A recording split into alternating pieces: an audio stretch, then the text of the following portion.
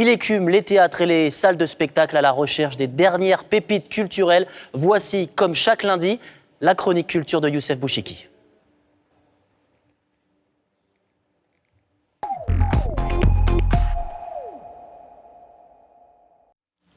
Je suis très heureux de vous recevoir, Felak, pour votre dernier spectacle, Blade Runner. Ça se joue actuellement au Théâtre du Rond-Point.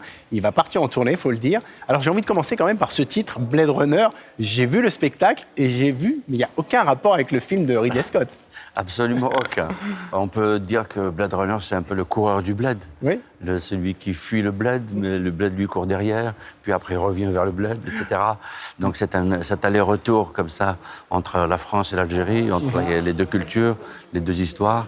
Et puis je voulais faire une boucle avec Jurassic Blade, Blade Runner. Ça tombait très bien. Très bien. Bah justement, on va commencer par voir un extrait et on en parle après, si vous voulez bien. Il avait fait la guerre 39-45.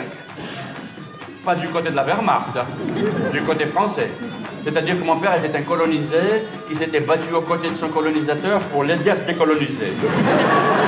Tu viens de quelle tribu? Kistidi? Tu t'appelleras Kistidi. Pendant 130 ans de présence, le français a complètement contaminé la langue arabe. Jusqu'à maintenant, pour dire « il a traversé l'autoroute et s'est fait écraser par une voiture », on dit « traversa l'autoroute, crasato automobile ». C'était la première fois de ma vie que je mettais les pieds en France. Ce qui m'avait frappé en arrivant, c'est que votre pays ressemble aux souvenirs d'enfance que j'ai gardés de l'Algérie française. Quand j'ai vu ça, je me suis dit finalement la France, c'est une Algérie française qui a réussi. On le voit, vous avez repris des sketchs qu'on connaît, mais c'est plus qu'un best-of, hein. Il y a un fil conducteur.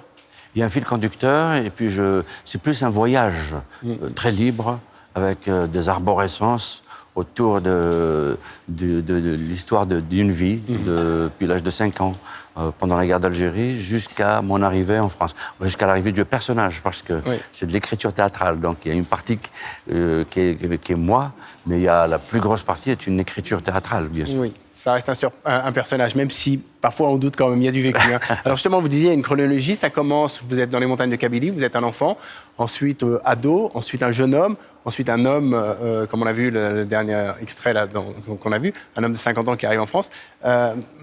C'est l'histoire d'une vie en fait. C'est votre vie justement. On va revenir à cette question de biographie. Vraiment le tronc, c'est ma vie. Mais autour, j'ai mis de la chair. Qui est de l'imagination, ce sont des histoires d'autres personnes, parce que moi j'observe la société, donc j'essaie de décrire ce qui est troublant, ce qui fait peur, ce qui rend joyeuse l'espoir des gens. Donc j'essaie d'inventer des histoires autour de ça, mais ça reste très proche de moi. Et justement, cette chronologie, elle suit l'histoire de vos deux pays, hein, l'Algérie et la France, et forcément, il est question de l'histoire avec un grand H qui lie ces deux pays. Complètement. Toutes les petites histoires là, ce sont des petites histoires qui font des clins d'œil à la grande histoire.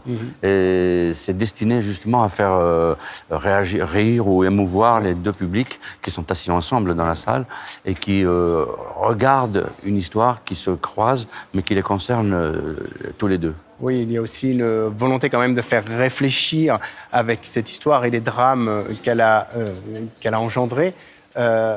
C'est une tentative de réconciliation par le rire. C'est ça, ce rire? C'est un rire, comment vous le qualifieriez, ce rire? C'est un rire salvateur, c'est un rire d'oxygène, c'est une sorte de catharsis sur des problèmes dont on ne parle jamais.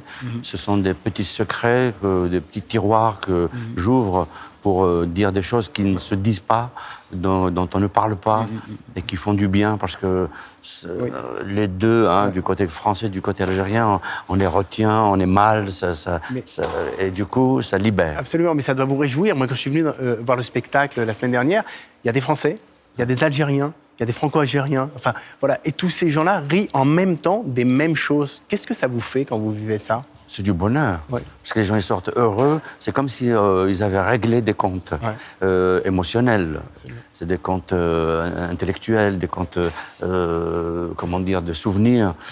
Tout d'un coup, ils retrouvent des points communs et ça me donne beaucoup de bonheur de les voir se retrouver comme ça. Merci d'être venu nous voir, Félag. Donc, je rappelle, le titre du spectacle s'appelle Blade Runner. Ça se joue actuellement au Théâtre du Rond-Point à Paris. Et il y a quand même beaucoup de dates en tournée. Vous pouvez me citer quelques villes? Il y a Nîmes, 3 jours, il y a Toulouse, etc. Merci, Félag. Merci beaucoup. Merci à vous.